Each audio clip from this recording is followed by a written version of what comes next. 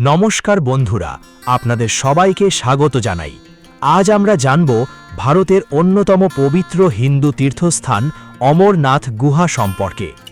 কেন প্রতি বছর লক্ষ লক্ষ ভক্ত জীবনের ঝুঁকি নিয়ে বাবা বরফানির দর্শনে আসেন, কিভাবে প্রাকৃতিকভাবে তৈরি হয় বরফের শিবলিঙ্গ, আর কি সেই অমর কথা যা শুনে নাকি দুটি পায়রা অমর হয়ে গিয়েছিল।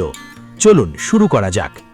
বন্ধুরা, অমরনাথ গুহা ভারতের জম্মু ও কাশ্মীরে হিমালয়ের কোলে অবস্থিত। সমুদ্রপৃষ্ঠ থেকে প্রায় ৩,৮৮৮ মিটার উচ্চতায় অবস্থিত এই গুহা হিন্দু ধর্মাবলম্বীদের কাছে অত্যন্ত পবিত্র। প্রতি বছর গ্রীষ্মকালে এখানে প্রাকৃতিকভাবে বরফের একটি শিবলিঙ্গ তৈরি হয়, যা বাবা বরফানি নামে পরিচিত।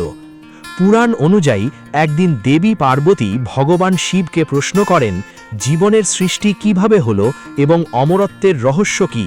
শিব বুঝতে পারেন এই গোপন কথা এমন স্থানে বলতে হবে যেখানে অন্য কেউ শুনতে না পারে। তাই তিনি একটি সম্পূর্ণ নির্জন গুহার সন্ধান করেন। সেই গুহাই আজকের অমরনাথ গুহা। গুহায় যাওয়ার পথে শিব তার সব সঙ্গী ও অলঙ্কার একে একে ত্যাগ করেন। পেহেলগ্রামে রেখে যান তার প্রিয় বাহন নন্দীকে। শেষনাগ হ্রদের কাছে ত্যাগ করেন সাপকে। মহাগুঞ্জ পর্বতে রেখে যান পুত্র গণেশকে। এরপর তিনি সম্পূর্ণ নির্জন অবস্থায় গুহায় প্রবেশ করেন। কথিত আছে, গুহায় ঢোকার পর শিব একটি অগ্নিকুণ্ড জ্বালিয়ে দেন, যাতে সেখানে থাকা কোনো জীবিত প্রাণী বেঁচে না থাকে এবং অমরত্বের রহস্য কেউ জানতে না পারে।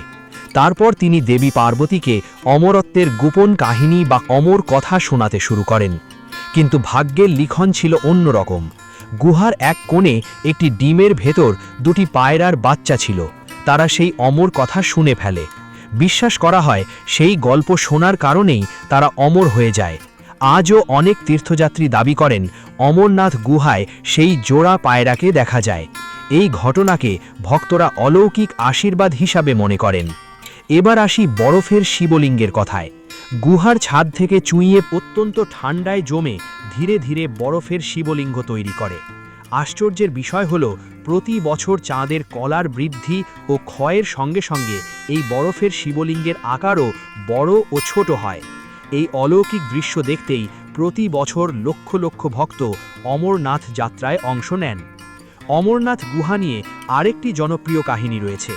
স্থানীয় লোককথা অনুযায়ী বুটা মালিক নামে একজন মুসলিম মেষপালক এক সাধুর কাছ থেকে একটি কয়লার বস্তা পান।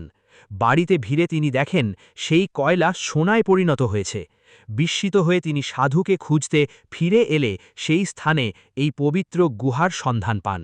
এরপর থেকেই অমরনাথ গুহার পরিচিতি ছড়িয়ে পড়ে।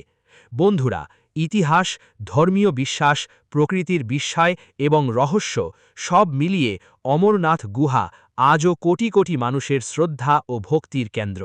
ভিডিওটি যদি ভালো লেগে থাকে তাহলে একটি লাইক করুন, চ্যানেলটি সাবস্ক্রাইব করুন এবং বেল আইকনটি চাপতে ভুলবেন না।